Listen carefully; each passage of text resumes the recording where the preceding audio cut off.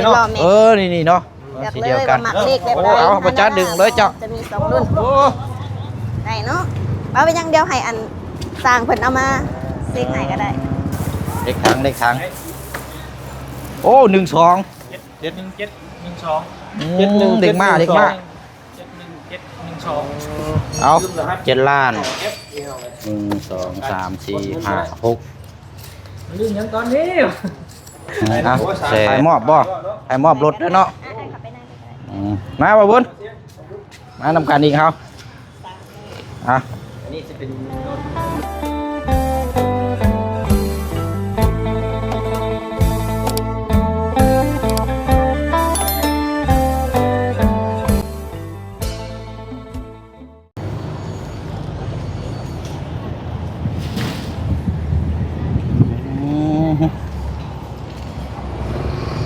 มีแต่คันงามๆแท้นี่เนาะคันไหนดิบ้านนี้พี่น้อง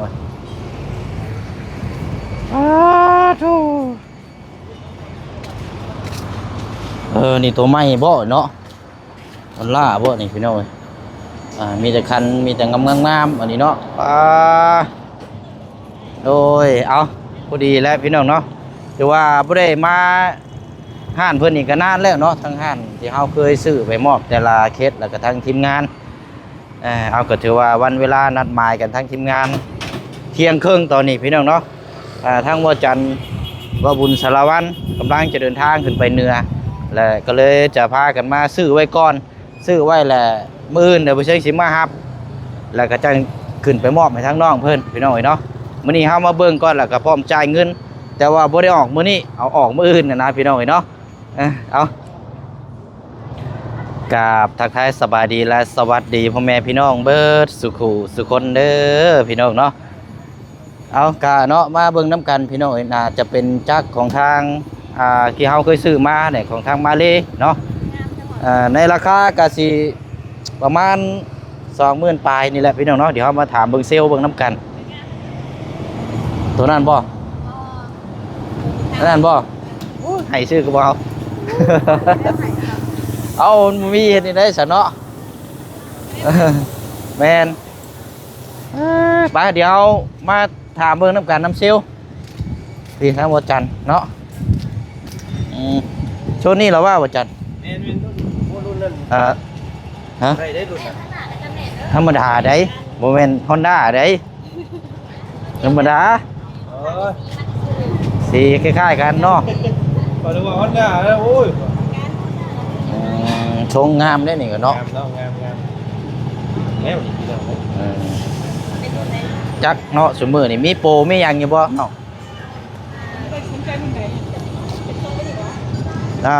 ประมาณ 20,000 ปลายนี่แหละแม่รุ่นนี้เลยรุ่นนี้บ่โดยผู้ชายขี่ได้ผู้ชายถ้าเป็นล้อแม็กนี่เลย20,000 ปลายแล้วรุ่นนี้เลยโดยเดี๋ยวเนาะอันนี้เจ้าของห้านพี่น้องเนาะนี่ทั้งเซลล์เนาะสบายดีเด้อพี่น้องเด้ออากาศก็หนาวลมหนาวเห็นนี่ได้เอาบาทนี่จาก110เราสตาร์ทมือได้ตัดมือได้อันนี้เป็นของวันหน้าเหรอจากมาดีฮอนด้าของแท้ด้วยนี่เท่าไรก่อนเนาะ73,000อยู่ข้างในอันนี้เนาะปีเท่าไรก็ตอนนั้นนะปี25เลย40,000เอาตัวนั้นเลยว่ามาเสียงเก่าหัวเลยเนาะตัวไรก็จะว่ากินนี่นะว่าตัวนั้นนะ73,000กว่ากับตัวนี้เกือบได้3 คันเนาะ3 คันมาแล้วโอ้ยนี่ก็รอแล้วนี่ก็เนาะ LED ไม่ค่ะเพราะนี่ไม่แน่พอได้ยินเสียงแม่นั่นแหละเนาะบ่ได้ยินเสียงเซลล์กับบ่ฮู้ราคาได้นี่เนาะเดี๋ยวหาซะเด้ออันนี้นำแน่นี่จังได๋เนาะบัดนี้ใส่ซองเลยเนาะว่ามันลมเด้มันบ่ได้ยินลมหนาว คิดว่าเท่าไหร่ก็ว่าเสียง โอ้อันนี้จะอยู่25,000เด้อรุ่นไทยเป็นพิเศษ 25,000 โดย จะมีโลแม็กโลดิวมีครบสีเสือมันจะเป็นโตนาด้วย สียัง เสื้อรุ่นหนารุ่น ทางน้องเพิ่นว่าอยากได้สีคือรถเบาเคยด่านะมาเลาะมาจับมาไหวเบิ่งน้ำ จั กับ น เบิ่งได้ไล่แป้งได้ มาหอมมาหอม คิววะ เสือกับเสือหนา ลงมือกัน แท้เลยนี่นะลองเบิ่งได้เลย สัตว์แย่งเลย แม่นเป็นรถมา เอาไปองไม่เพลงอยากหอมแล้วเนาะ โดย มันสิมี คิว ล่อแม็ก เป็นโลแม็กโดย มีโลแม็กโลดิวครบสี ราคาต่างกันบ่ล่อแม็กกับล่อนิ้ว จะเป็นราคาเดียวกันเลยให้25,000คือกันตัวนี้ 25,000 โดย เลทชุดไล่เลทเงินกีบนี่เท่าไหร่เนาะ เจ้า680 680ได้ 10ปลายล้าน โอ้ลืน5,000เนาะเห็นบ่คือบ่เสียงแจ้งพี่น้องว่าแล้วถ้าเฮาเอากีบมาแรกนี่เพิ่นสิได้สูงจังน้อยประมาณเต็มที่5หรือ 10% อันนี้ก็5%เพิ่นได้ถ้าได้คือไล่เลทมื้อนี้เนี่ยบาทได้กีบนี่675อันนี้680นะเนาะ จะเป็น680 เอากีบมันซื้อนะ680 มีครบสีได้มันจะมี ครบสี เจ็บ แม่ สีแล้วเบิ่งสีก่อนเอ้า มีสีฟ้าจะมีฟ้าแจ้ง มารอเบิ่งก่อน นี่คือผ้ามืดเด้เนาะ จะเป็นฟ้า เอา แจ้ สี ง มืด แล้วก็ บ่ จะมีสีดำรอแม่แล้วก็จะเป็นแด ค ง นขี่ทุกคนคิ้วเข้ม ผิวเข้มนะ โอ้ได้โอ้ เข้ม สี ก็ค่อยนี่แหละมันมืดได้นึง เอาแบบสีแจ้งก็ได้เป็นสีฟ้าค่ะฟ้าแจ้ บ่ งจะมี ทางน้องเพิ่นว่าอยากได้คือสีรถของทางว่าวคือล่าอะไรของน้องน่ะ มันจะได้สีอะไรได้เท่าไหร่ เพราะว่านี่แหละเนาะ มันมีแล้วแหละ สีฟ้าเนาะ คือกันอยู่เนาะ มันจะค่ายกันได้ แม่เป็นฟ้า ไม่ใช่คันอยากได้จากไทยเอาแกะสติ๊กเกอร์เอาของไทยมาติดใส่ ด่าเนาะ เป็นของไทย จะมีดำ แตงเขา แดงเอาแดงเอา ดำแดง มีสองอัน ได้ เนาะ มีสอง ข้างหน้าก็แม่นตัวอ้ายไปเบิ่งแล้วก็ได้ จะมีฟ้าข้าง โอ้ไปเบิ่งข้างหน้าเป็นยังไง จะเป็นฟ้าแจ้ง ก่อนบ่ โดย เราเบิ่ง มาเบิ่งข้างหน้า เอามา ก็ได้ เบิ่ง มีหลายแบบ เห็นแล้วลองโซนกัน คือเลยเนาะ แต่ตัวนี้จะเป็นฟ้าแบบ อ่า ฟ้าสีครามโด โอ้ ย สีฟ้า มันจะมี ปา ฟ้า ดคาม ตัวนี้ก็งามได้นี่ แม่นออกแบบคามๆแบบ นี่เห็นเรื่อยแล้วนี่นะ อะไร มีเรื่อยแล้วนี่นะโอ้เดี๋ยวตกใจจ้ะ มันจะมีแดง อันนี้จะเป็นแดงแบบแดงปนแดงสีเทาเนี่ย บ่นี่นะอาจารย์สีฟ้านี่ก็คักอยู่เด้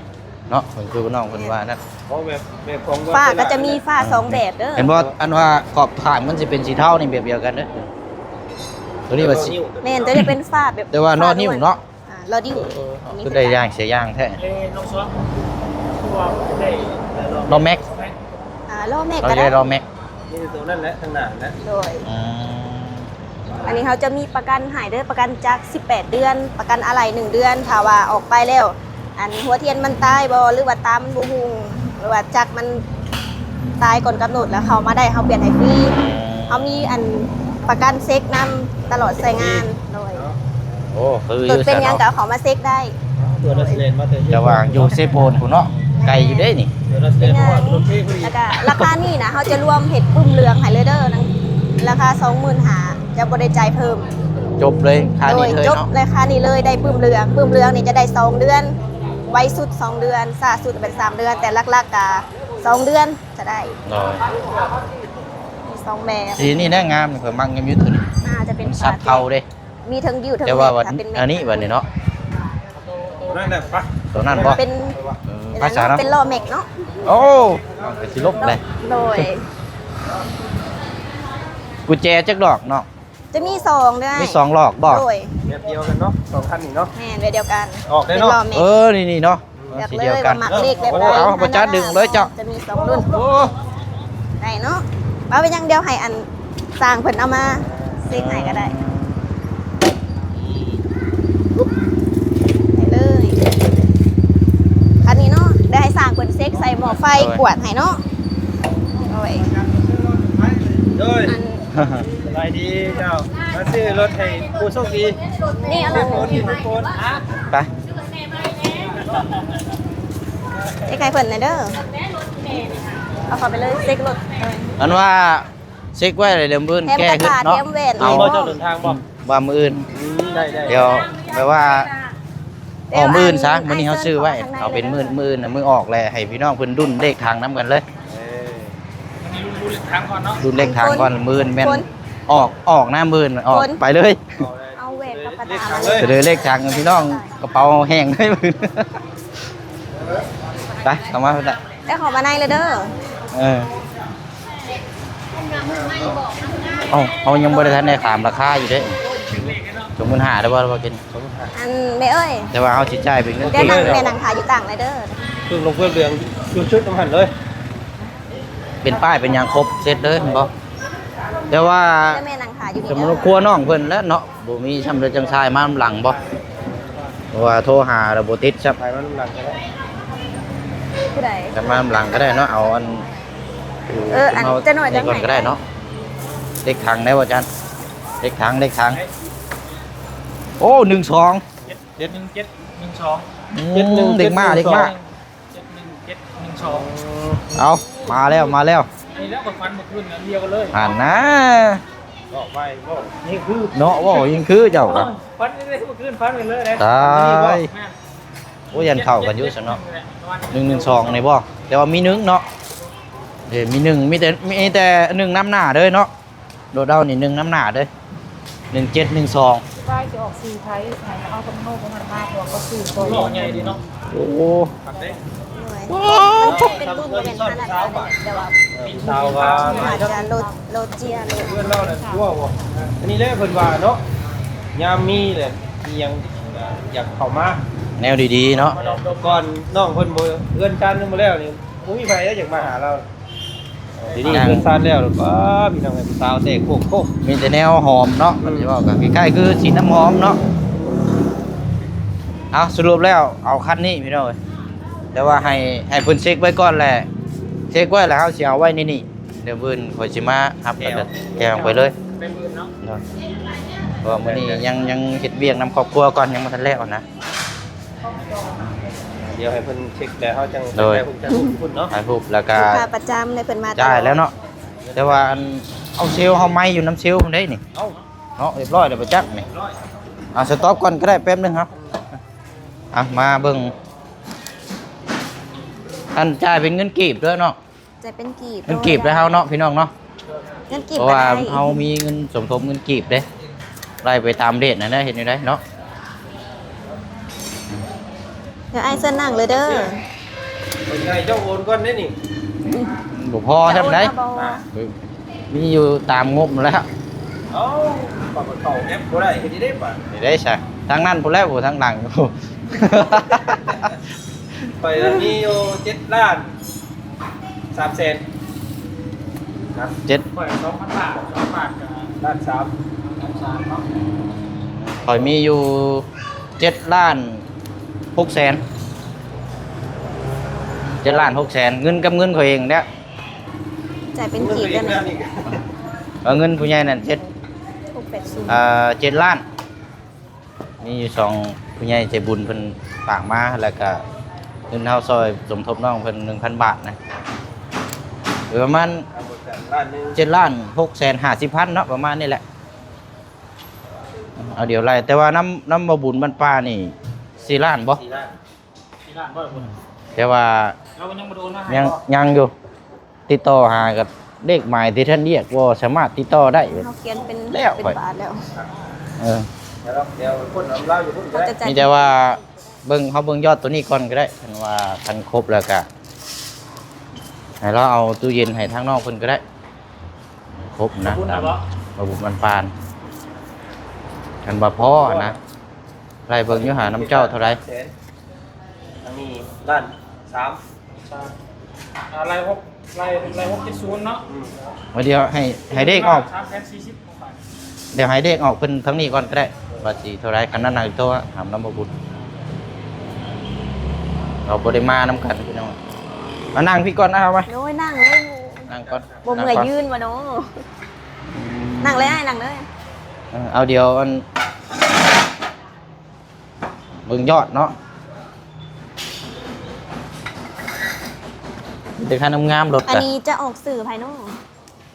ซื้อแล้วซื้อยัง สอน ซื้อสอนแล้วนะซื้อแล้วได้ เนาะ เนาะ สอน ข้าว ลาม สอนรามบ่ สอนรามบอกอันบ่ได้ถือสมนูมาบ่ ยังบ่มีเอาไว้ซื้อขายก่อนก็ได้เดี๋ยวอันหน้าสิส่งมาให้อีกทีนึงก็ได้ ส ซื้อนี่โซนล่ามเนาะตาม โซน ส ล่าม มาโนเลย โดย ซอนล่ามซอนโนซอนล่ามบ่ บ่แล้ว บ่แล้วบ่ เอาซ้อนธรรมดาก็ได้ ชื่อข่อยตั้งชื่อให้เราสอนราม โอ้เป็นแต่พี่น้องก็ว่าชอนลามเบิ่นเนาะ โดยสอนอยู่บ้านได้เนาะ สะแล้ว บ้าน ซาแล้ว สะแล้ว บ้านซาเลว บ้านสะแล้วเมืองเซโปน สะแล้วสะแอวรองแล้ว อยู่เซโปนเนาะ 10 คน จดบทบันทึก ขอเบอร์โทรหน่อยเด้อ โทรเป็นเบอร์โทรคุณพ่อก็ได้เนาะ ได้ เจ้าก็ได้บ่เที่ยง 960 89 230 96089 230 มีจะจ่ายเป็นกีบเนาะพอดี17 ล้านถั่วได้ 17 ล้าน โดย เลขออกแล้ว17 ล้านเจ้าบ่เลขทางเลยกิน17เลย 71712 มันยังอันนี้มาตรงกันคักแท้นี่ มันยังมื้อนี้ ใจเย็นๆใจเย็นเนาะ นี่บ่คืนออกแล้ว เออ 79ก็คืนนี่ โอ้ตรงกันเลยนี่เนาะราคาซื้อกับเลขทาง17อันเดียวกันเลย 17 เล ล้าน ข ถว อน อก เลยบ่ แท้ๆไปแม่นถั่วเลย อืมมาเฮาบัดนี้ 28,000บ่ 25,000 25,000 มาบัดนี้ รูดไทยเป็นพิเศษ ข่อย7ล้าน3แสนเงินทางพอ ล้าน ที่สอนเพิ่น6ล้านแล้วก็เงินบ่จัน1ล้านแล้วก็เงิน PKD เพิ่น3แสน7ล้าน3 เฮ้ยมันคือบวกไปเรื่อย เอ้า ใช่ ๆกดเบิ่งอยู่ห่างบ่บุญ เดี๋ยวนี้ก็ เอายอดเจ้าก่อนก็ได้ 7ล้าน3แสน ของลุงจันเนาะ อืม 7ล้าน3แสน บวกมันค่อย7650 7650 อืม 14ล้าน9แสน50บวกของข่อย1ล้าน3แสน40 16ล้าน2แสน90ยังขาดเนาะ ยังบ่พอบาท ยังขาดอยู่เดี๋ยวเด้อ น้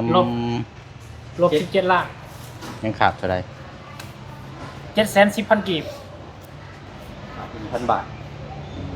แล้วจะหักเอาน้ำบาบุญ นำมาบุญพุ่นแล้วออกก่อน จ่ายออกให้เราก่อน เออ เดี๋ยวจะขึ้นไปจังพ่นน้ำเรา แม่นๆฮะเนาะอันนั้นน่ะเนาะจดยอดนี้ไว้เด้อเจ้าเด้อเจ้าจะขึ้นไปพุ่นน้ำเราเด้อ 110,000เราจะโหดหลาย ก้นยากนี่บ่บุญก้นยา เนาะ กนี่ได้ โอ้อึ่งเนาะ มีเข้าไปยังหาร้านเรื่องเราน่ะ อ่าน ปิดเรื่องตัวไปออกก่อนเบิ่แล้ว เออ ขึ้นไปเฮ็ดลืมได้ฮะ อ๋อเจ้าออกกันเฮ็ดต่อเติมบ่ แม่น แม่ เดี๋ยวมัน นแล้ จะ ว คอยสิยำเจ้าเนาะจ่ายเจ้าแล้วก็เอาบุญเนาะเดี๋ยวเด้อ 7ล้าน3แสนของข่อย เจ้า7ล้าน3แสนบวกประบุญ710,000เนาะ อ่า บวกของข่อย ล้าน3 1ล้าน3แสน40 อืม ก็โอนไปสลากของข่อย อืม 9ล้าน3แสน50 3 เนาะ ยอด อืมสามยอด จากนั้นจะเป็นเจ้าน่ะ จากนั้นจะเป็นเจ้าย่อช่องลบให้ได้ ของใครนั่น เหนียวข่อยได้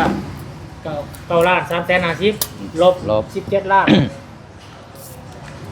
เจ้าโอนกับ7ล้าน 7ล้าน 7แสน แสน50เจ้าพอดี แม่น เลย ของคอยพอดีเลยเนาะ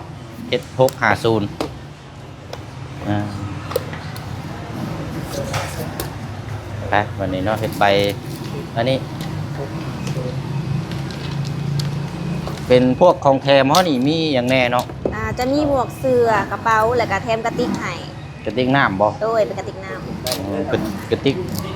บ่เป็นหยังเด็ดจังน้อยจนเข้าใจทางนี้จังน้อยจังไปเซลไหมเย็นๆเย็นๆยังไง โอ้ยิ้มเสียงรถไปไปไว้ ว้าใจเย็นจังกว่าดิ แล้ว เนาะโอ้ยเป็นลองครับบอกว่าเพิ่นติดคันไหมอันนั่นน่ะคันอื่น ป นะ ระ ครั กับ นหาปีบ่ ำประกันนี่ประกันจักรละ18 เดือนปีปลายแล้วก็ประกันอะไร1 เดือนถ้าว่าออกไปแล้วมันอันเป็นหยังก่อนกำหนดก็เข้ามาได้ เอาไว้ตัวนี้เขามานำบ่ ภายใน1 เดือนโดยเอาใบนี้มา แต่ว่าสมมุติว่านี่จังตามมาอีกทีนึงมันบ่ หึ ที่ว่าบ่ได้ว่าบ่ได้เอาละ อันเอาหยัง สมมุติว่านะ สมมุติว่าแม่น โน่ต้องมาแลน ต้องได้เอามาได้เพราะ ต้อง ว่า เอามา จะ บ่ เฮ็ดอึ้มให้โดย อ๋ออันเฮ็ด ป้ายนะ เฮ็ดป้ายแมันบ่เพิ่นป้ายเพิ่นหยัง อัน บ่ ป้ายจะไปยิงเองอยู่หลัก8แต่ว่าหานจะเฮ็ดหนังสือให้มีแต่เอาสมโนมาบัตรเพิ่นว่าง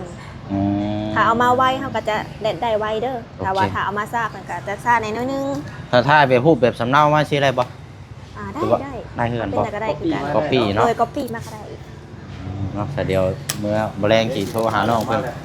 คอยดู โอ้ ว่ารถว่าไฟหลัง เนาะ ตั้งที่เชี เฮ้ ย ย ง เรียบร้อยเนาะ โดย จ่ายเนาะ เรียบร้อย โอนจะเป็น2ยอดได้บ่าย โอน2ยอดข่อยสิจ่ายสด เจ้าจ่ายสดเนาะ ข่อยจ่ายสดเพราะว่าข่อยอัน โอนนำจ่ายนำเนาะ น้ำใจ อื น้ำ มมาใส่เฮาเอาเงินมา เดี๋ยวข่อยจ่ายมาเด้อ 9ล้าน350,000 หนึ่ง 3ยอด 1 2 3 4 5 เรา 6 ดีได้นี่ 7 เนาะ อันนี้ ลืมแล้วครับ 7ล้าน เอฟเอเอาเลย 1 2 3 4 5 6 ลืมยังตอนนี้ แสน เลยนะไม่ได้ใส่เงินให้บัญชีตัวเอง อันนี้7แสน ลืมเก่าเข้าระบบลายนิ้วมือที่นี่เพิ่นให้กรอกรหัสลืมว่ะได้ เดี๋ยวให้เป็นนับตัวนี้ก่อน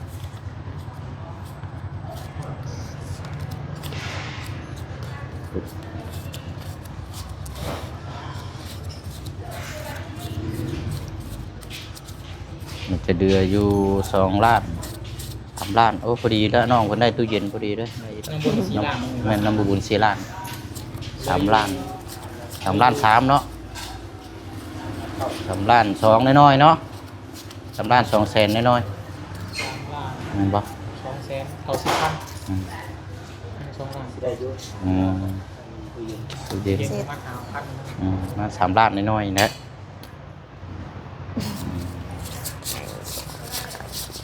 6 อันนี้ยอดของอ้ายเด้อ อันนี้เป็น 7 ล้าน6 แสน 50,000 เป็นยอดของเจ้าเอา อืม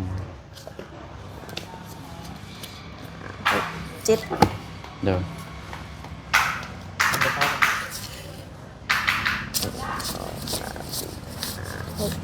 7 นั่น อันนี้จะ แม่นเดี๋ยว จ่ายสุด เจ้าทอนมาให้อ้าย50,000กีบพอแล้วเจ้าจังรวมยอดทางอ้ายเพิ่นอีก2,000 ได้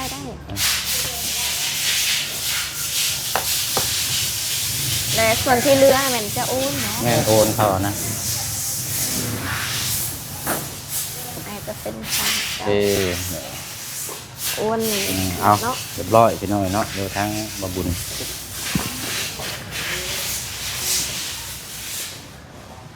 ทั้งเบิด17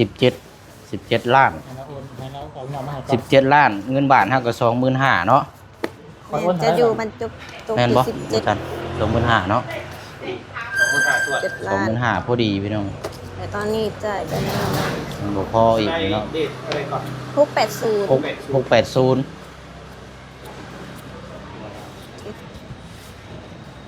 7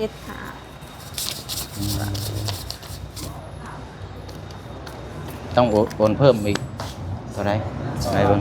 9 ล้านบ่ เพราะเพิ่นจะจ่ายอันเงิน จ่าย กีบนำจ่ายสดอยู่ นี่บาท 7 7 ล้าน650,000 อืม 650,000 บ่เอา17 ล้านน่ะเจ้าก็ลบตัวนี้ออกก่อนล่ะ อ๋อไปโอนหรอ แม่น แล้วก็มีส่วนหนึ่งเด้ หากระจายเต็ม 17 ล้านน่ะเจ้าลบยอดนี่7 ล้าน6 50,000แล้วมันสิย่างข้างเท่าไหร่ให้เว้าแล้วโอนให้ 7 ล้าน6 50,000 ตรงนั้นเอา อืม ล้าน1 2 3 4 5 ทีนี้ทอนให้เรา50,000 6 ข้าวหาสิบบาท ด้วย ทอดแล้ว ก่อนแล้ว ก่อนแล้ว เนี่ย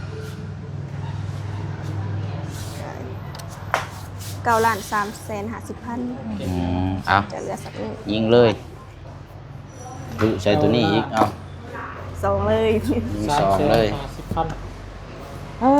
เรียบร้อยเนาะบัดนี้วันที่รอคอย โดยมาส่งน้ำหลัง หมวกกันน็อกก็มีแต่หน่วยงามๆ 9 เนาะ ล้าน350,000 โดย ได้แล้ว เรียกขายไปก่อนเด้อ อ่ะโอนเรียบร้อยเลย ยองรถ บ่ย่องเลยย่างเลยก็ล่มแล้วแหละเจ้าไปเนาะ เดี๋ยวถ่ายรูปแล้วก็จะได้ของแถมพร้อมเด้อ อันบินได้น้องอยู่นี่บ่ แม่นได้แล้ว โอเค บินไป เอาเดี๋ยวอัน ที่นี่เลย อันเจ้าโพดไม้ตัวน้อยมาให้อันนี้โอเคอันครบอยู่นี่บ่เลยเนาะใบเนาะ ไปออกมาพี่เฮาบัดนี้มาเบิ่งรถ นี่สิ โอ้ สีน้ำเงินพุ่นสีสิวคืออันนั้นสิ อันนี้ขอแจ้งพี่น้องน้ำก่อนได้พี่น้องรถมือหนึ่งได้นี่บ่แม่นรถมือสองมือสามได้รถจากห้างรถจากมีใหม่ได้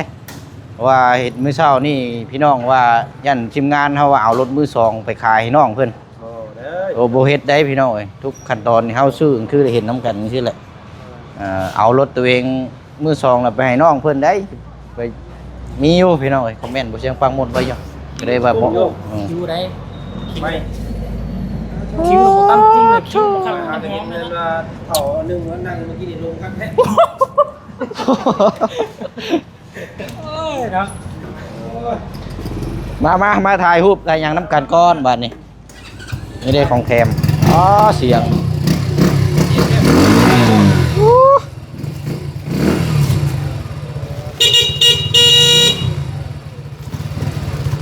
บัดขึ้นไปเฮาจังพาก็ร้องเนาะมื้อนี้บ่ร้องก็ย่าเนาะเดี๋ยวบัดร้องกับทางน้องเพิ่นก่อนมาสาวมาถ่ายรูปกันก่อน ขอถ่ายรูปด้วย อืมให้ ถ่ายกับเซลล์อ่ะ ทุก อื ไอ้ก่อน มใช่ครับ เจ้าอยู่ไหน มาเอาบุญเฮา เดี๋ยวถ่ายทุกไอ้ก่อน น้องเซลล์ ครับใครคอยจะแม่เขาคอยสิเขา3คน มาเอาเนาะ ที่ได้เอา เอาเลยเนาะได้แล้วเนาะ ถ่าย ฮะ ปักมาซิป เนาะได้แล้วเนาะ สั่นให้มา โพดนี่ได้กุญแจนี่ก็บ่แห้งลากครับ ถ่ายเอาถ่ายมอบบ่ถ่ายมอบรถเด้อเนาะ ไอ้ขับไปนั่นก็ได้ มาบ่บุญมานำกันอีกเฮาอ่ะ อันนี้จะเป็นรถมือหนึ่งเด้อพี่น้องเนาะรถของน้องสอนแต่ว่ามืออื่นพุ่นแก โอเคเอา นี่ที่จะฝาก ไปบ้านนี้เฮาเดี๋ยวคุยกับเซลลก่อนมื้ออื่นประมาณ 10 โมงเช้าเด้ออ้ายสิมารับเอามื้อนี้ซื้อแล้วฝากไว้ก่อนเพราะว่ามื้ออื่นมารับเอาแล้วสิได้เดินทางเลยนะบ่มื้อนี้อ้ายยังบ่ได้ วันนี้ป้าไปก่อนเนาะ โดย ไปซื้อไฟเจ้าไว้ อันเดี๋ยวตัวนี้อ้ายเอาไว้ก่อนก็ได้อ้ายสิเก็บไว้ เป็นของแถมนี่ เอาไว้ เอาไว้นี่ก่อนก็ได้ ทำกันไว้ ไม่มื้อบัดมื้อเพิ่นแหละเด้อ คือเนาะประมาณ10 โมง โดย 10 โมง 11 โมงนี่แหละช่วงนี้แหละเนาะ ขับไปก่อนกัน เด้อ ทำงาน มันเนาะ เด้อเอาเนาะขอบใจละลาย ระเบิดพนัก เขาลองสตาร์ทมึงอีกจังหน่อยป่ะ มาเลย งานมาเบิ่งใกล้ๆอยู่ฮะ กดตากดตา ตาป่ะตาอยู่ไสโอ้โต โอ้ระบบ LED เด้อ ไม่ดีวู้ฮู้เสียบหมูเด้ ปักชิปเลยเนาะเสียง ยินดีกับน้องสอนในร้าน โอ้ยเอาคักแล้วบานนี้พี่น้องสีฟ้าซับดำทางน้องเพิ่นว่าเพิ่นอยากได้น่ะ สีน้ำเงินเนาะ สีน้ำเงิน เข้าดำงามพี่น้องเอ้ย ป้าสาวเนาะมีแต่ว่า อื่น เดี๋ยวจังไปติดตามเวลามอกกับน้องเพิ่นน้ำกันหลายคู่หลายคนเบิ่งน้ำกันอีกรอบหนึงพี่น้องจะถามความรู้สึกทางน้องเพิ่นอีกว่าสิเป็นจังใด ก็ได้พอกัน มื้ออื่นพอกันมื้อนี้เฮามาซื้อแล้วก็มื้ออื่นบ่เชิงสิเดินทางกันไปแล้วก็ไปมอบน้ำกันอีกนะพี่น้องเอ้ยเนาะป้าซะเนาะโดยเอาเนาะอยู่ดีมีแห้งพี่น้องเอ้ยเนาะป้าก็ได้ซื้อเป็นที่เรียบร้อยเด้อพี่น้องเนาะรถทางน้องสอนสำเร็จเป็นที่เรียบร้อยมีแต่รอขึ้นไปมอบให้ทางน้องเพิ่น มื้ออื่นบ่ใช่สิมารับออกจากห้านเพิ่นแล้วก็แม่นเดินทางเลยเนาะพี่น้องเนาะแล้วก็มอบน้ำกันอีกทีนึงเนาะก็ยอดรวมที่เฮาจ่ายก็ทางสปช่องของทางบ่เชียงเนาะพี่น้องเนาะก็ได้จ่ายไปที่เรียบร้อยแล้วก็ทางผู้ใหญ่ใจบุญเนาะขอมุกขอบใจขอบคุญขอบคุณหลายๆเด้อเนาะทางแม่ใจดีอยู่ทางต่างประเทศเนาะแม่คนแรกเพิ่นก็บ่ให้ออกซื้อประสงค์ออกนามเนาะเป็นเงินปัจจัยอยู่จำนวน4ล้านกีบ แล้วก็ผู้ที่2นี่จากทางแม่พิษสมัยเนาะที่มีส่วนร่วมนำ3ล้านกีบพี่น้องเนาะแล้วก็สุดท้ายท้ายสุด เป็นเงินของทางบ่เสียงเองเนาะที่เปิดสมทบครั้งแรกเลย 1,000 บาทเนาะพี่น้องก็ได้จ่ายรวมน้ำกันเป็นที่เรียบร้อยเนาะเฉพาะซ่องของทางบ่เสียงนี่7,650,000 กีบแล้วก็อีกช่องทางหลายทางทางทีมงานเฮาสมทบน้ำกัน17 ล้านกีบคันนี้พี่น้องเอ้ยเงินบาทเฮา 25,000เลยพี่น้องเอ้ยเนาะเป็นรถมื้อหนึงจากศูนย์จากอันนี้เดี๋ยวถือว่า 100% มีอย่างประกันอยู่ในนี่พี่น้องเนาะมีอย่างปัญหาอย่างมาหาทางห้างเพิ่นรับประกันเคนให้พูดคุยกันอยู่ในใบนี่แหละพี่น้องเนาะไปรอรุ่นรอชมน้ำกันบัดนี้พี่น้องมื้ออื่นพุ่นละเนาะมื้อนี้ขอจบคลิปก่อนเดี๋ยวฝากไว้นี่แหละมื้อจังมาเอาเนาะไปบ๊ายบายเด้อพี่น้องเด้อเดินทางพอกันใหม่เนาะสบายดีพี่น้อง